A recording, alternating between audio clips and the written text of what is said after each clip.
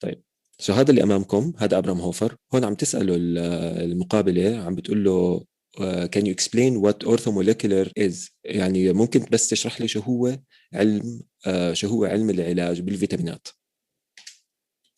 Yeah. It was a term developed by Dr. Linus Pauling, who was a good friend of mine.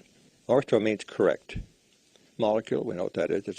So he implied that the human body would function normally as long as it was able to obtain the right natural molecule that it needed in order to survive.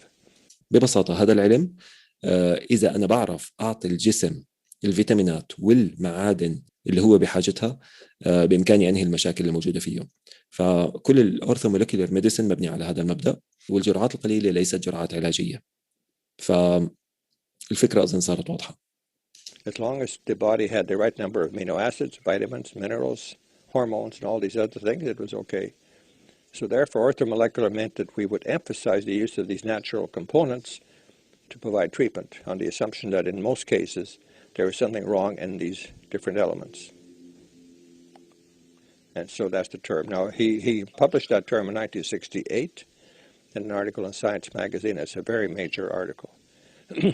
The term was accepted with hostility, fantastic hostility.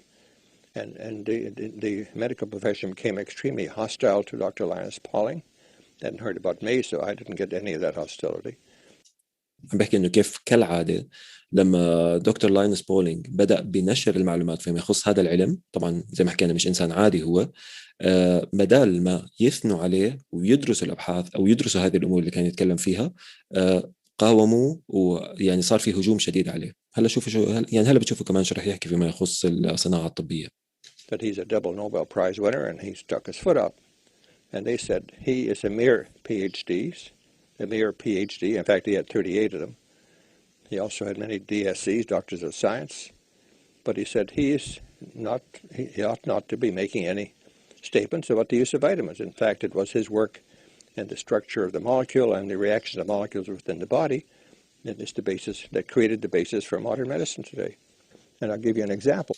لما يبلش الواحد يحكي بالحقيقة بطريقة ليست من المصالح، يعني ما بتعطي المصالح الطبية المصالح التجارية للصناعات الطبية، مباشرة بيصير في مقاومة. وبنفس الوقت طبعا بيصير في أبحاث مفبركة لإثبات إنه لا هذا الموضوع إما إنه فيه خطورة أو سمية أو إنه ما في منه فائدة، وهذا اللي صار. The young patient that I saw. هون عم بيعطي مثال على واحدة من المرضى اللي عنده اللي كان في عندهم سكيزوفرينيا وتم علاجهم من خلال الجرعات العالية من فيتامين بي 3. 73, I think it was, when he was 15 or 16, he was schizophrenic. I started him on the orthomolecular treatment approach, which meant paying attention to the right nutrition, getting him off junk food, putting him on the right vitamins, which in his case was mostly vitamin B3, niacin. I think it was niacin. I only saw him once or twice because at that time I left Saskatoon to come here, and so I couldn't see him anymore. Today, he is on the professorial staff at Oxford University in England. He's normal. Been normal ever since. طبعا هو عم بيعطي بس مثال واحد، بس هو عنده يعني عدد كبير جدا من المرضى اللي تم علاجهم من السكيزوفرينيا باستخدام الفيتامين. I've seen over 5,000 schizophrenic patients. I know 17 young men who were schizophrenic in their teens who recovered. فوق 5,000 مريض سكيزوفرينيا تم علاجه. Took medicine, became doctors. 17 منهم صاروا يعني بتعرف الناس البروميننت، في الناس اللي وصلوا لمراتب عليا في PhD أو دكاترة أو كذا وهيك، بعد ما كانوا سكيزوفرينكس عندهم فصام وجالسين في البيت وخلص ما لهم دور في المجتمع. بمجرد ما تم علاجهم بالفيتامين خلص انتهت المشكلة عندهم وتمكنوا أنهم يستمروا بحياتهم ورجعوا كأفراد منتجين في المجتمع، وحتى وصلوا لمراكز عليا كتير. One today heads up a large pediatric clinic. He's a graduate of Harvard University. One is today head of a large psychiatric department in an American university. They don't know his history. And the third one became the president of the Canadian Psychiatric Association. They don't know his history either. He had been a patient of mine. These were young men who were seriously sick and who became doctors and were able to practice. عم بيعطي أمثلة على مجموعة من الناس اللي كانوا خلص طالعين من المجتمع ما في لهم فايدة بسبب هذه المشكلة والفصام، ومجرد ما مشوا على البروتوكول وبشكل رئيسي فيتامين بي 3 تخلصوا من المشكلة ووصلوا لمراتب كتير عالية.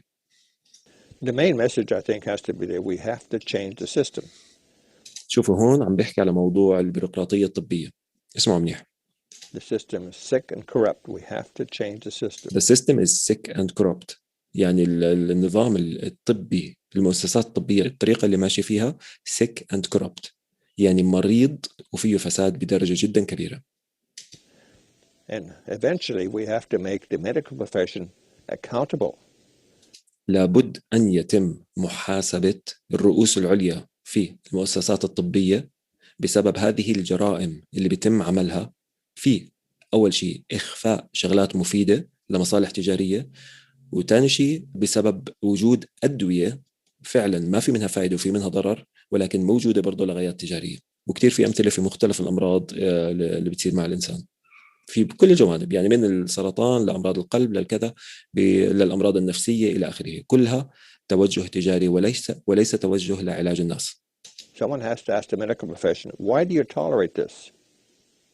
We have to ask them that. لابد أن يتم محاسبة هذا القطاع الطبي على هذه الجرائم اللي عم تحصل.